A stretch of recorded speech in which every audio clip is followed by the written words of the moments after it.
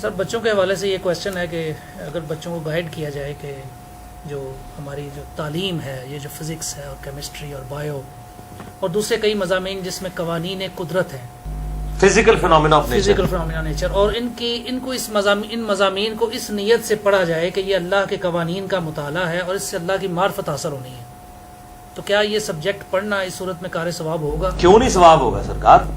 قرآن کی 1000 سے آیات جو ہیں وہ فزیکل فینومینا آف نیچر پہ ہیں یقیناً. یعنی افلا ينظرون الى الابل كيف خلقت، کیا تم نے نہیں دیکھا کہ ہم نے یہ اونٹ کو کیسا بنایا؟ اب میرا بیٹا ماشاءاللہ 7-8 سال کا ہوگا، جو بڑے والا ہے احمد ہے، تو مجھے کہتا ہے بابا آپ کو پتا ہے اونٹ کس طرح کا جانور ہے؟ اونٹ جیسا کوئی جانور نہیں ہے. میں نے کہا اچھا. اس کے دیکھیں پاؤں ایسے اللہ نے بنائے ہیں کہ یہ ریگستان پہ چلتا ہے اور پانی بھی سٹور کر لیتا ہے، یہ 1 مہینے تک بغیر پانی پیے بھی زندہ رہتا ہے.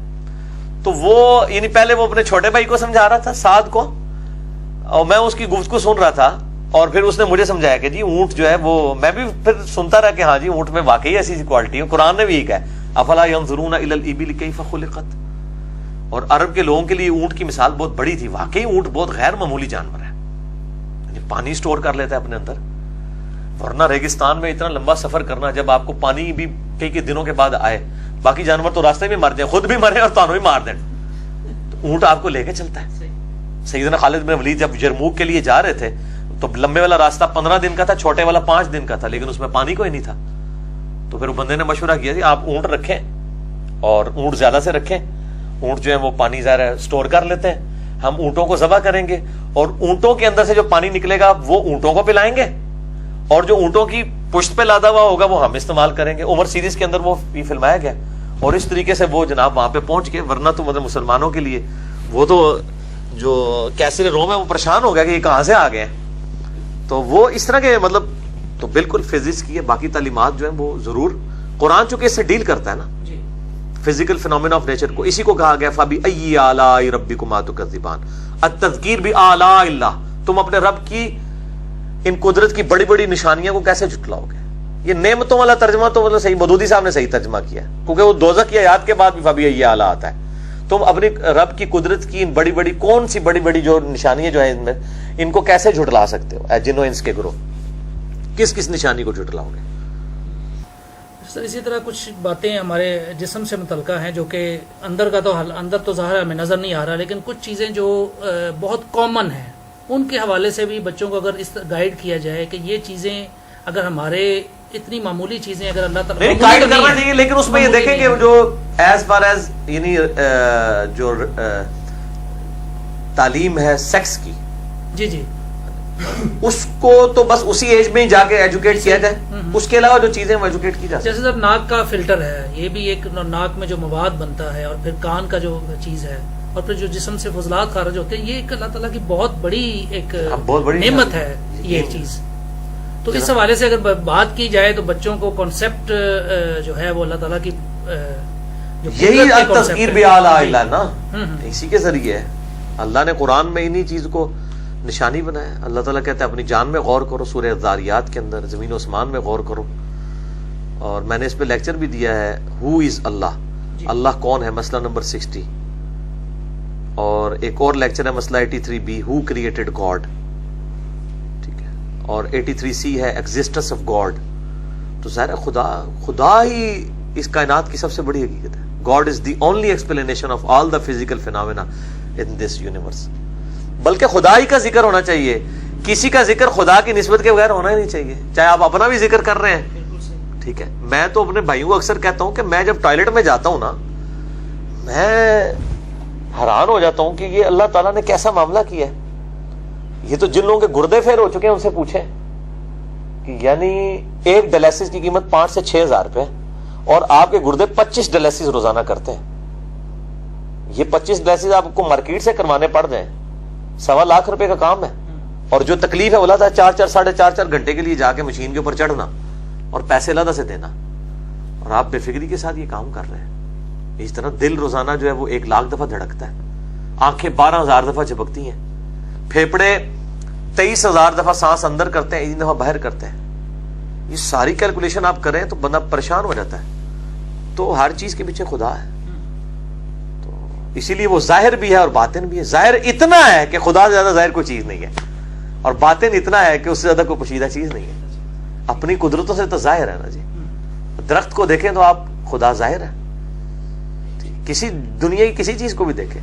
میں تو اب جب جانوروں کو دیکھیں, نیشنل جغرافی پہ آپ جانوروں کو دیکھیں تو مجھے تو لگ رہا تھا گویا میں خدا کو دیکھ رہا ہوں, اس کی قدرتوں کے ذریعے پہچان رہا ہوں. ٹھیک ہے, یہ قدرتی ہیں کس طریقے سے یعنی کمپیٹیبلٹی کر دی ہوئی ہے, کس طریقے سے یعنی فوڈ سائیکل, ایک فوڈ سرکل بنایا ہوا ہے. یعنی شیروں کے لیے علیحدہ خوراک ہے, زیبروں کی, بھینسوں کی, ان کے لیے گھاس اگا دی ہوئی ہے. پھر اس طریقے سے پوری چین بنتی ہے. یہ انسان تو حساب کتاب رکھ ہی نہیں سکتا. تو یہ ساری چیزیں خدا کی شناخت کے لیے. انسان کے پاس اللہ تعالیٰ کی دی ہوئی نعمتوں میں سے سب سے بڑی نعمت, سب سے بڑی نعمت, سب سے بڑی نعمت انسان کی عقل ہے, انٹلیکٹ.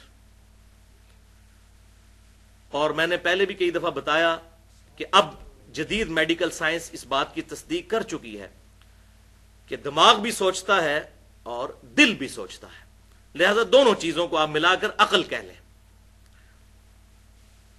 حتیٰ کہ سب سے بڑا حق یعنی اللہ اور اس کے رسولوں پر ایمان لانا عز وجل وعلیہم الصلاۃ والسلام, یہ بھی اسی عقل کی بدولت ممکن ہے. اس لیے اللہ تعالیٰ نے تورات اور انجیل کے اندر یعنی اولڈ ٹیسٹیمنٹ اور نیو ٹیسٹیمنٹ میں بھی, اور اس فائنل ٹیسٹیمنٹ یعنی قرآن حکیم کے اندر بھی وہی 10 کمانڈمنٹس ارشاد فرمائی ہیں جو تورات اور انجیل کے اندر موجود تھیں. اور قرآنک ورژن ان کا سورہ بنی اسرائیل کی آیت نمبر 22 سے لے کر 39 تک ہے, 17 آیات میں. اور اس میں جو 9th کمانڈ آئی ہے سورہ بنی اسرائیل آیت نمبر 36, بسم اللہ الرحمن الرحیم, وَلَا تَقْفُ مَا لَيْسَ لَكَ بِهِ عِلْمٌ إِنَّ السَّمْعَ وَالْبَصَرَ وَالْفُؤَادَ كُلُّ أُولَٰئِكَ كَانَ عَنْهُ مسئولا. اے انسان, کسی چیز کی پیروی اس وقت تک مت کر جب تک کہ تجھے اس چیز کے بارے میں ڈیفینیٹ علم حاصل نہ ہو جائے. بے شک کان, آنکھیں اور عقل, اپروپریٹ ٹرانسلیشن فواد کی ہے عقل. فعید کہتے ہیں عربی میں بھجیا کو, فائدے والی چیز کو, ایکسٹریکٹ کی گئی چیز.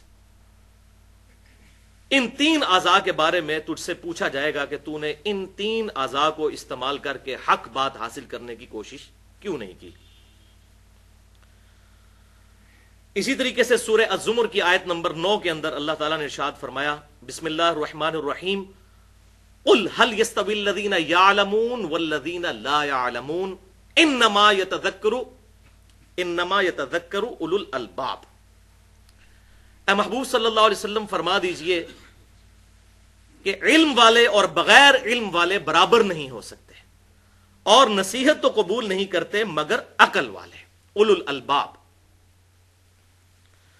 اور اس کے برعکس جو لوگ اپنی عقل کو استعمال نہیں کرتے, اپنے کانوں کو استعمال نہیں کرتے, اپنی آنکھوں کو استعمال نہیں کرتے, اللہ تعالیٰ نے ان کے ایک ایک عضو کا ذکر کر کے آخر میں گاڑا فتویٰ لگایا ہے. جو لوگ کان استعمال نہیں کرتے, آنکھیں استعمال نہیں کرتے, عقل استعمال نہیں کرتے, سورۃ الاعراف کی آیت نمبر 179 میں اللہ تعالیٰ نے ان پر گاڑا فتویٰ لگایا, اولئک کالانعام بل ہم اضل. یہ لوگ تو جانوروں کی مانند ہیں مگر بلکہ اس سے بھی بڑھ کر, اولئک کالانعام بل ہم اضل, یہ لوگ جانوروں کی مانند ہیں بلکہ اس سے بھی بڑھ کر. والعیاذ باللہ. تو بھائیو, قرآن حکیم نے توہمات کو ریجیکٹ کر کے ڈیفینیٹ علم کے اوپر عقائد اور نظریات رکھنے کی ترغیب دلائی. حتیٰ کہ اس کا کلائمیکس ہے سورۃ الملک کی آیت نمبر 10, وَقَالُوا لَوْ كُنَّا نَسْمَعُ وَنَعْقِلُ مَا كُنَّا فِي أَصْحَابِ السَّعِيرِ. دوزخی جب دوزخ میں پہنچیں گے تو کہیں گے کاش ہم نے دنیا میں عقل استعمال کی ہوتی اور کانوں سے بات غور سے سن لی ہوتی تو آج ہم دوزخ میں نہ ہوتے. اور اس پر اللہ تعالیٰ کا ڈیوائن اوپینین آئے گا, فَاعْتَرَفُوا بِذَنبِهِمْ فَسُحْقًا لِأَصْحَابِ السَّعِيرِ.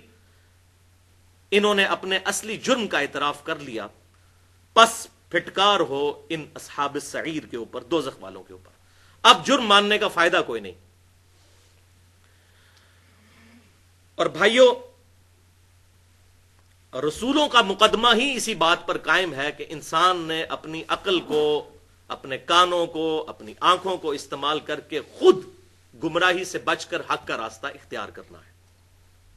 سورہ الدہر میں اللہ تعالیٰ نے ارشاد فرمایا انا ہدیناہ السبیل اما شاکرا و اما کفورا. ہم نے تو ہدایت کا راستہ واضح کر دیا ہے، چاہو تو اسے اختیار کر لو، چاہو تو انکار کر دو. یہ من چلے کا سودا ہے، لیکن انجام پھر مختلف ہوگا. انکار کرنے والوں کا انجام پھر اللہ کا غضب، اور ماننے والوں کا انجام جو ہے وہ اللہ تعالیٰ کی رحمت کا مقام جنت. تو اللہ تعالیٰ نے انسان کو یہ جو آزاد دیے، ان کی وجہ سے اکاؤنٹیبل ٹھہرا لیا ہے کہ انسان نے خود ہدایت کا راستہ اختیار کرنا ہے، نہ کہ ڈیسٹنی کا بہانہ بنانا ہے کہ میری تقدیر میں یہ لکھا تھا، میری قسمت میں یہ لکھا تھا. اگر اس طرح کی یہ تمام معاملات جو اللہ تعالیٰ نے حکمیہ ہمیں ارشاد فرمائے ہیں انہیں تقدیر پر چھوڑ دیا جائے، پھر تو رسولوں کا مقدمہ ہی ختم ہو جائے گا.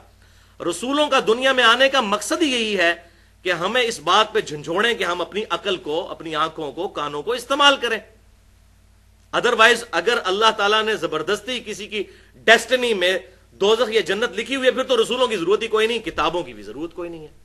تو ان کتابوں کا مقدمہ اور رسولوں کا مقدمہ اسی بات پر قائم ہے کہ ہم نے اپنا انٹلیکٹ استعمال کرنا ہے. علمی پوائنٹ نمبر 2، بھائیو، قرآن حکیم صرف 2 علوم کو مانتا ہے. ایک ریویلڈ نالج جو وحی کا علم ہے، اور دوسرا ایکوائرڈ نالج، سائنس کا علم، ڈیفینٹ سائنس کا علم جو مشاہدات اور تجربات کے بعد اسٹیبلش ہو جائے. ہائپوتھیسز یا تھیوریز کی بات نہیں. اور سائنس کی ہم ڈیفینیشن کیا کرتے ہیں؟ The knowledge obtained through observations and experiments is known as science. مشاہدات اور تجربات کے ذریعے حاصل کیا گیا علم سائنس کہلاتا ہے. تو قرآن صرف 2 علوم کو مانتا ہے، ریویلڈ نالج وحی کا علم یا ایکوائرڈ نالج سائنس کا علم. تیسرے کسی علم کو قرآن نہیں مانتا. اس میں میں نے تقریباً 35 منٹ کی گفتگو کی ہے، مسئلہ نمبر 39 کے نام سے اہل سنت پاک.com پر، علم وحی اور علم سائنس کی اہمیت اور ان کا دائرہ کار. آج محل نہیں کہ میں اس کی ڈیٹیل میں جاؤں، بس مختصراً یہ بات عرض کر دوں کہ بھائیو، ہم نے مشاہدات اور تجربات کے ذریعے یہ بات ڈیفینیٹلی علم کے ساتھ حاصل کی ہے کہ پیٹرول جو ہے یہ آگ کو بھڑکا دیتا ہے. اب یہ پیٹرول کی جو کوالٹی ہے یہ بالکل اسی طریقے سے ڈیفینیٹ ہے جس طرح کے کتاب و سنت کا علم ڈیفینیٹ ہے، کیونکہ یہ اللہ تبارک و تعالیٰ کا فزیکل فینومینا آف نیچر ہے.